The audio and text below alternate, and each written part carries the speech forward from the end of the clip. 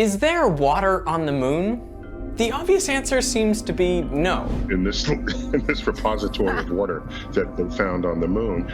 61 years later, and we're talking about another historic moon moment. What's big, covered in water, yet 100 times drier than the Sahara Desert? It's not a riddle, it's the moon. For centuries, astronomers debated whether water exists on Earth's closest neighbor. Data from NASA's SOFIA mission confirmed water exists in the sunlit area of the lunar surface as molecules of H2O embedded within, or perhaps sticking to the surface of, grains of lunar dust. Here is a brief history of the discoveries leading up to the confirmation of water on the moon. When early astronomers looked up at the moon, they were struck by the large dark spots on its surface. In 1645, Dutch astronomer Michael van Langren published the first known map of the moon, referring to the dark spots as Maria, the Latin word for seas, and putting into writing the widely held view that the marks were oceans on the lunar surface. Similar maps from Johannes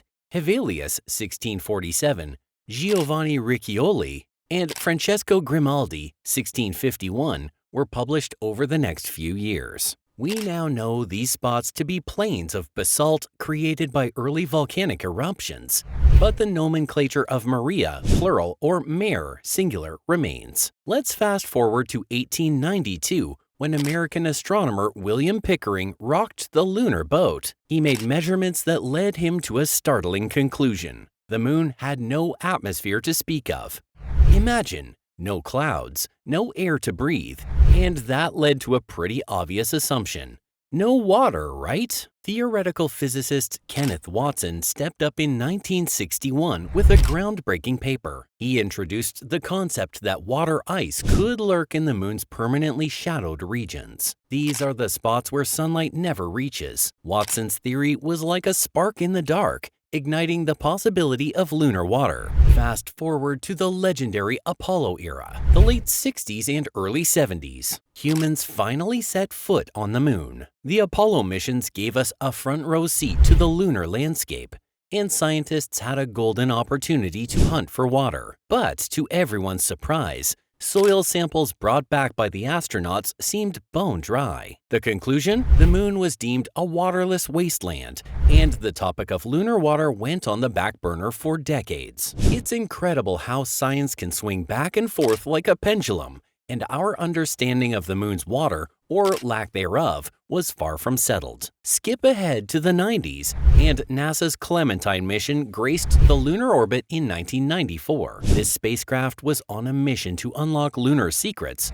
focusing on its minerals. Clementine's data hinted at the possibility of ice in the moon's permanently shadowed regions. In 1998, the Lunar Prospector mission zoomed in on the lunar surface's darkest corners. And what did they discover? Hydrogen, and lots of it. These regions never saw the sun's rays, and this hydrogen revelation sparked hope. Could it be a sign of water ice at the lunar poles? Although these findings were a leap in the right direction, the images were a tad blurry. Low resolution meant no solid conclusions, and the question of lunar water remained a tantalizing mystery. In 2008, a team of intrepid researchers from Brown University decided to dust off the Apollo samples. Armed with cutting-edge technology, they explored the lunar relics in unprecedented detail. And what did they find, you ask? Hydrogen, hidden away inside minuscule beads of volcanic glass. But here's the kicker. Volcanoes on the moon aren't belching out lava these days. The presence of hydrogen within these glass beads offered a vital clue. It indicated that water had been present on the moon during ancient volcanic eruptions. A leap to 2009 saw an unlikely hero, Chandrayaan-1,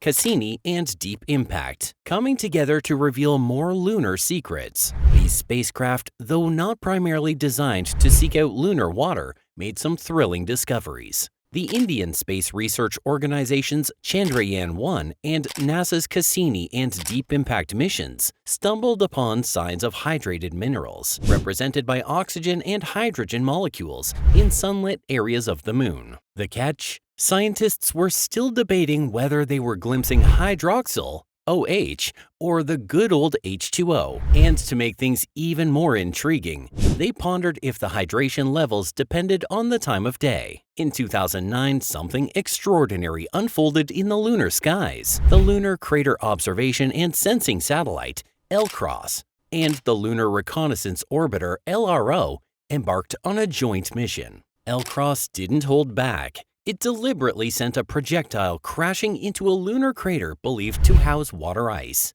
And when that happened, it was a eureka moment. LCROSS cruised through the resulting debris while LRO was observing. The magic happened when they spotted tiny grains of water ice in the scattered material. Fast forward to 2018, when the Moon Mineralogy Mapper, M3, aboard ISRO's Chandrayaan-1 had something jaw-dropping to reveal. This NASA instrument has been orbiting the moon since 2009, silently collecting data. When scientists finally crunched the numbers, they produced the first high-resolution map of lunar surface minerals. And guess what? It had the coordinates for confirmed water ice in the moon's permanently shadowed regions. In 2020, NASA dropped a bombshell. They announced the discovery of water on the sunlit surface of the moon, and it wasn't just a mere hint. It was a game-changing revelation. How did they do it? Enter the Strategic Observatory for Infrared Astronomy, or SOFIA for short. It is a unique airborne observatory housed in a modified Boeing 747 SP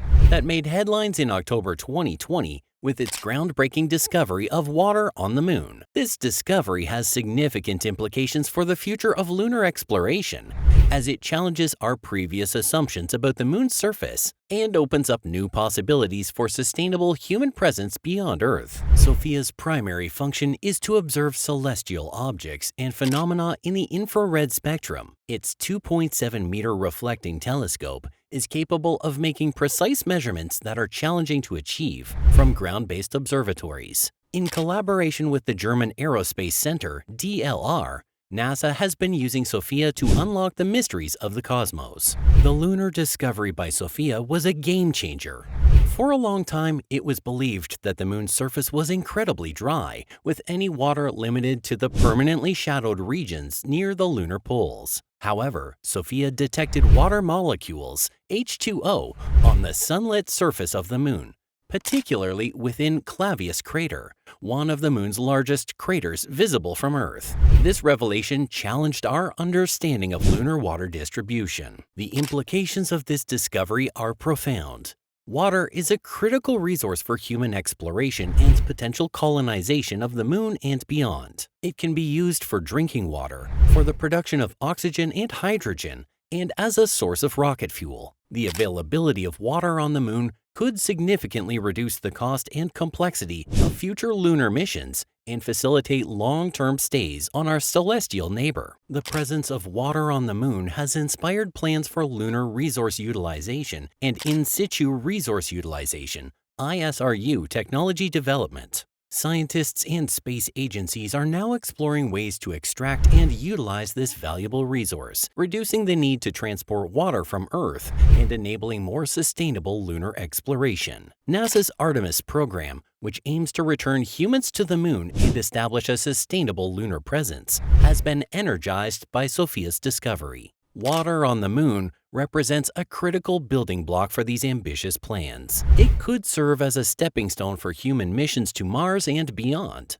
offering a source of life-supporting resources in the harsh environment of space. Now, this isn't where the lunar water story ends. In 2023, we got another revelation. The researchers rolled out the first detailed, wide-area map of water on the moon, and it was eye-opening. This map was a masterpiece crafted using SOFIA data, and it extended to the moon's south pole. And why is that important? Well, it's the region NASA's Artemis missions are eyeing, including the water-hunting rover known as Viper. So it's like the treasure map to lunar water, showing us where to dig. But here's the exciting part. Even though we've found water on the moon, there's still a lot we don't know. It's like unraveling a cosmic mystery. Researchers are working tirelessly to understand the origins of lunar water and how it behaves. It's a detective game. They've uncovered some fascinating clues. there's evidence that the moon's water might come from ancient and current comet impacts. The picture comes loaded with icy water crashing into the lunar surface,